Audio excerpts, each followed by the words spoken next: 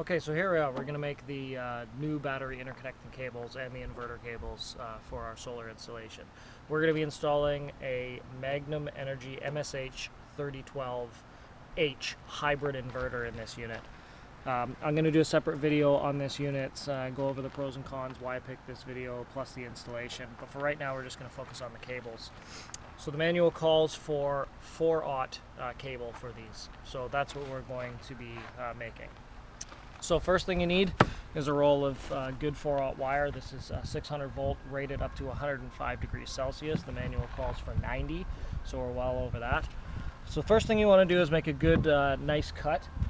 One of the most important things to do when you're going to trim a cable is to make sure that you don't what they call ring it. And that is when you're trying to cut off this exterior insulation, you want to be very careful when you're cutting this direction not to slice any of the wires, because you actually reduce the diameter of the cable and reduce its amp carrying capacity. So what the goal here is to do is to create and install this end on the wire. So at the end of this end, we need to trim back some of the insulation here in order to fit this lug into the end of the cable. Sometimes a lot of people use what they call hammer crimps for these. So you can buy these and you can actually put them in a block and hammer, but you can never really get them tight enough. A good hydraulic crimper is the way to go, even if it costs a little extra money. You can rent them in most places. So first thing we're going to do is we're going to take this cable. We've already made one. That's this. We're going to trim back the end of this wire, back enough for the lug that we have installed here. We're going to trim it back. I'll show you how to do it in a minute. We're going to install some dielectric grease in there to stop the corrosion, and we are going to install it in the end of this on this side here. Install it in, give it a nice twist as you're going. It helps keep the wires in position, and then push it in as far as you can go. And I've made sure that I've cut that right back enough so that it doesn't get caught when we're crimping it. So let's go ahead and I'll show you how to actually crimp this back here. So you take your lug, you place it at the knuckle. You see when you have yours, you'll see there's a little knuckle here. That's how far the wire is going to go in. And then you just want to go maybe 2 or 3 millimeters beyond that. Make a nice indentation. Be sure not to cut too deep, just so you can mark it. And then just ring it around and just be very, very careful. You have a bit of a depth here to play with. You don't want to cut in far enough. What you're going to do is you're going to cut in deep enough so that it's easy to peel it at the end, and I'll show you how to do that. So all the way around you want to ring. Then make sure you don't hit the wires, and then this way it's not as critical. You want to cut out in a T just enough to see the wires through. Make sure you don't get into the wires.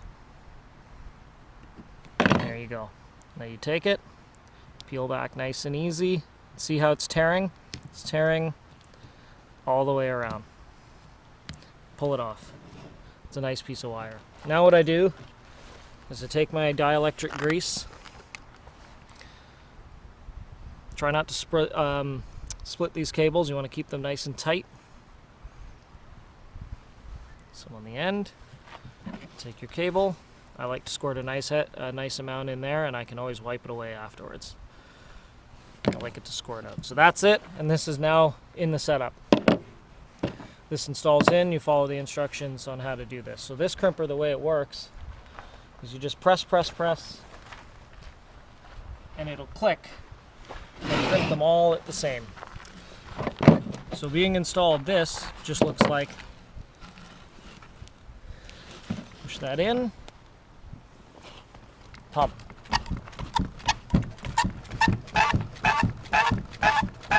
And I'll do the next one for you so you can see me install it. You'll see it's starting to crush.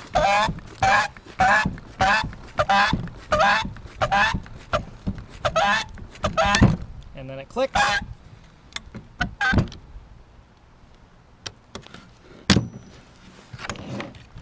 And you get yourself a nice crimped lug. That's going nowhere. That's the way you want to do a crimp connection. Those hammer crimps are not nearly as good. So now we backed off. We're going to take the second crimp, or the second lug. You can install it in the unit. Just get it locked into position there. Don't put any force on it, just lock it where we want it to be. Out of the way.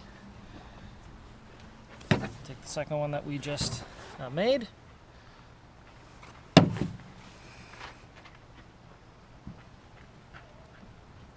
Make sure that all those wires are in. And you're going to hear a little pop where all that grease comes out.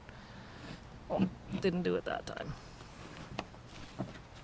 Okay, line it up so your ends are the way you want them, and then just start. You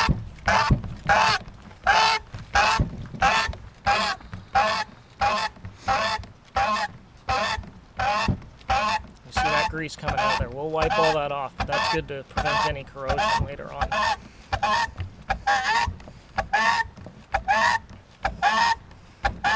There it clicks, we're good.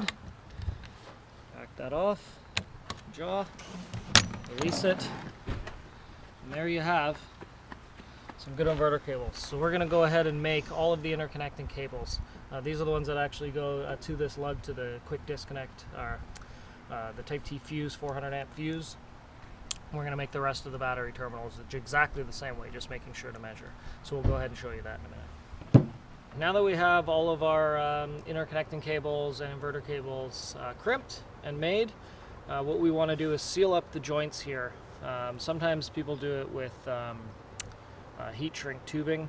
I didn't have any, so I'm going to use this 600 volt 3M rubber splicing tape, electrical splicing tape.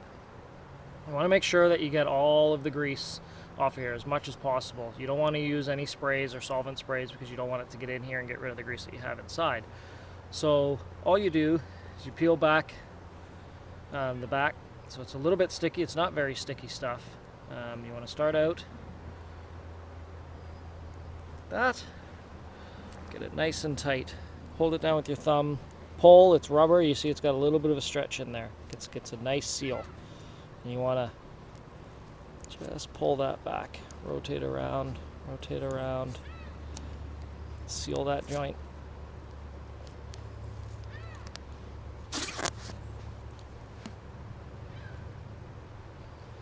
Get a nice seal across all those joints. Normally if the cable's really long, you'd go around a couple times here and then stop. This is a really short cable, so I'm just going to go from one end to the other. Always try and keep some tension on here to get a nice tight, oops, off. Always keep some tension on the rubber. It does have a little stretch to it, but it'll give you a nice tight seal. All the way from one end to the next. It'll seal in the grease, keep any debris out of there, keep air out of there. Any kind of moisture from getting in.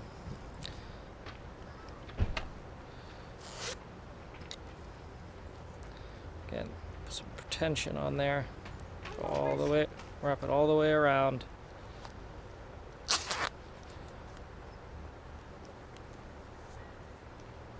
And now you have a nice sealed inverter cable. Trim that off. You can use a knife. I don't care how they look, they're going to be buried. And there you have a nice new interconnecting inverter cable. These are nice and short, so they're very firm. And I'm going to go ahead and do that to all of them.